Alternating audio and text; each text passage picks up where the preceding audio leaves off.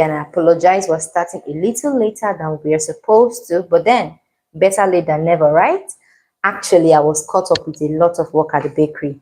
This is just a few of what we were baking today. Today was packed with a lot of activity. Imagine that by this time in Nigeria, about 9:30 p.m., we're still baking. That shows you that we have a lot of orders, and sometimes bread making can be quite a lot. But then it was fun, it was worthwhile because we have a lot of delicious looking bread for our customers who have already made a pre order. And I'm so happy to be here doing this. So, in spite of the fact that I'm starting late, I'm sure you can see the reason why we're starting a little late today. So, today's class is going to center around revision, and I'm going to be discussing something that people ask a whole lot of the time. Does bread make you fat? But let's start with our revision. Over the past 7 days, we have been going live every single evening discussing one or more issues that center around bread making. We've been troubleshooting a lot of things. We've been troubleshooting hydration. We've been talking about flour type. We've been able to establish gluten structure. We've been able to talk about temperature and time and all of that. So when you finally connect the dots,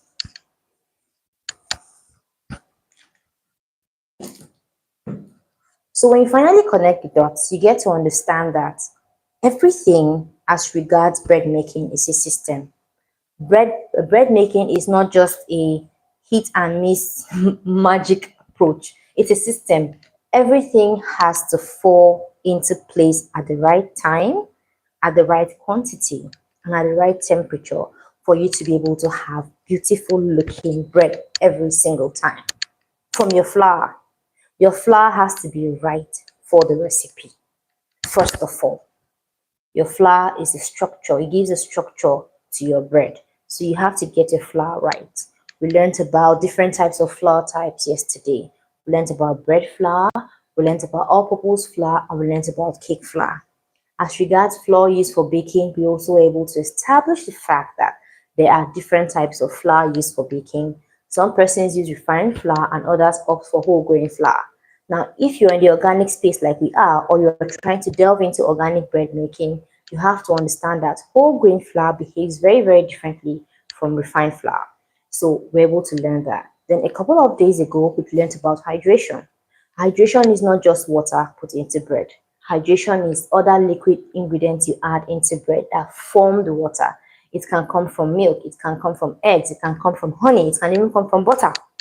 So you have to make sure that when you're adding liquid to your bread, you have to account for it in hydration, and we're able to establish a formula that you can use to calculate your hydration percentage.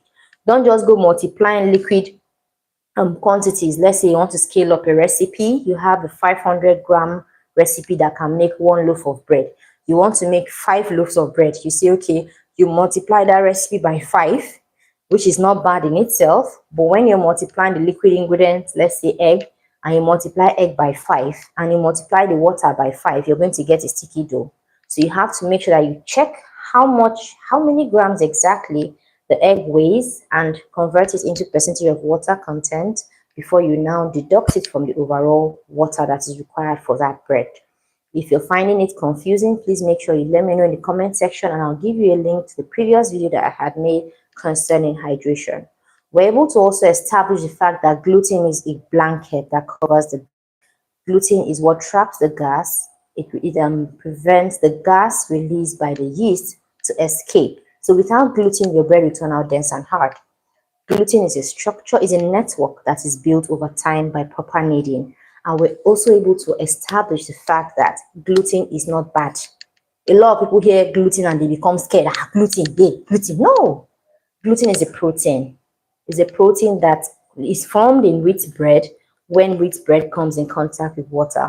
Without water, the proteins in wheat is just glutenin and gliadin. But when they come in contact with water, it forms gluten. And the way you knead your bread helps the gluten structure to form properly.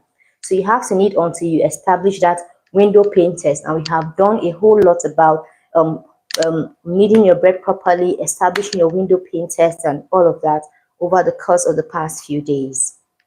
So now, when a person is scared of gluten, sometimes the person is misinformed, right? Because people that are supposed to avoid gluten are those who are gluten intolerant and they have been medically tested to be gluten intolerant, or those who have celiac disease. Otherwise, you don't have any issues when you're having gluten, because wheat is a grain that has been made by God. It's a whole, it's a grain that is compact. It is filled with a lot of fiber, it's filled with a lot of vitamins and minerals. And if you cut out wheat completely from your diet, you are, because of one part of wheat, you're actually depriving yourself of the nutrients and the whole goodies that are present in that grain called wheat. So wheat is not your enemy. There's nothing wrong with wheat, right? Except if you have medical reasons to avoid wheat as a grain. Now, let me answer a question that a lot of people ask me every time. In fact, one of the most asked questions: does bread make me fat? Well, the answer to that question is a simple no. Bread is just a food like every other food. Bread is carbohydrate. It contains carbohydrates, yes. But so does rice. So does yam. So carbohydrate does not make you fat or does not make it bad. What you do with bread is what makes you fat. Let me explain. If you eat bread at night and you eat a lot of bread at night with a whole lot of thick, like a loaded creamy tea that is filled with sugar, and you eat the, not just that you're eating bread, oh, you carry like this loaf now, you carry half of it and eat.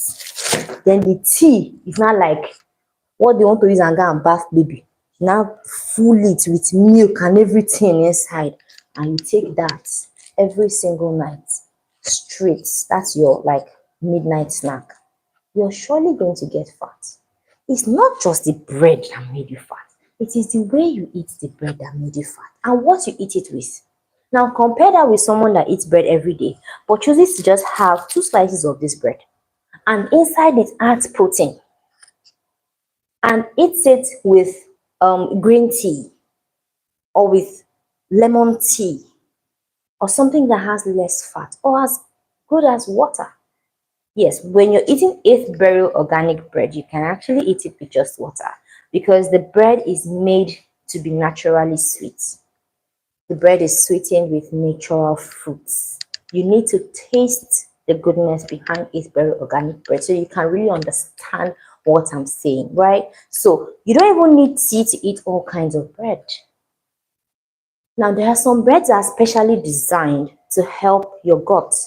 And when we're talking about gut health, it has a lot to do with the kind of way the bread is made. Now, there's a unique type of bread we're showing you today. It's called sourdough bread. And 8thBeryl makes one of the finest sourdough breads I have eaten.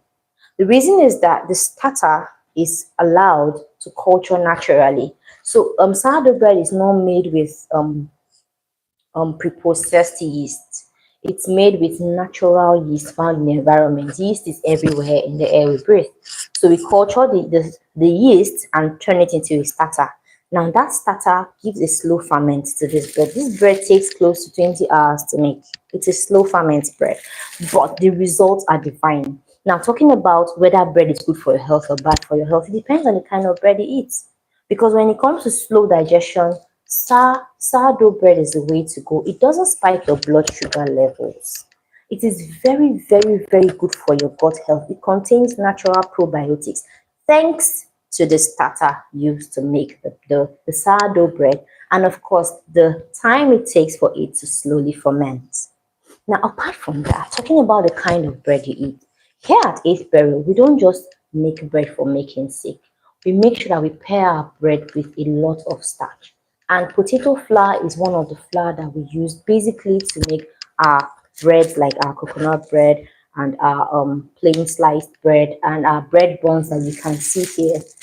It gives it that texture, that chewy texture, that softness. So we don't have to use chemicals to make our bread soft. We don't have to use improvers to make our bread rise. We don't need to add chemical preservatives to keep the bread for long. You see, it's written organic. Why? Because the bread is made with intention. It's made in a genuine and wholesome way, the way bread originally was. So when it comes to protecting your health and you want to eat bread that is healthy, eat 8thBeryl organic bread. Take it from me. Exactly. So bread does not make you fat. It is the way you eat bread that makes you fat, and what you eat bread with that makes you fat.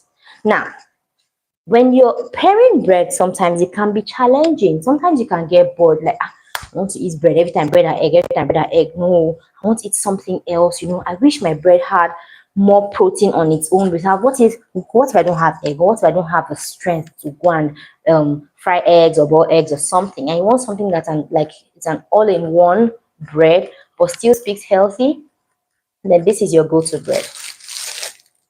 You see this mini loaf here? This is 8thBeryl mini protein bread. This bread is made with our specially formulated protein flour. This bread is designed to help you curb your cravings if you're trying to control your weight and you're trying to control your appetite, because this is actually supposed to be 2 servings. Yeah, but if you want to eat it with like more than 2 servings, you can actually go for it. I don't think you can finish all of this without feeling full already because it's packed. The proteinous content of the flour used to make this bread makes it keep you fuller for longer. So you don't have to eat and eat and eat. And because it's made with no processed sugars at all, you don't have any sugar craving after you eat this bread. You can also see the nuts. We have chia seeds here. We have peanuts here. We have almonds, honey. Everything here is made to just give you that natural flavor and natural goodness. So this bread is rich in omega-3 fatty acids. It's very, very healthy and safe for your heart, and you know that it will not fatten you, because once you just eat a little chunk of this, you are good to go. So what have we established today? We have established that bread alone does not make you fat. If you want to make smarter choices about bread, it's up to you, because bread is a class of food. It's carbohydrates, and carbs are not criminals. Our body needs carbs to thrive. You cannot do this with your hand if you don't have carbohydrates in your body. You cannot go to work if you don't have carbohydrates in your body. You're not going to get energy. So you need carbohydrates. Get it?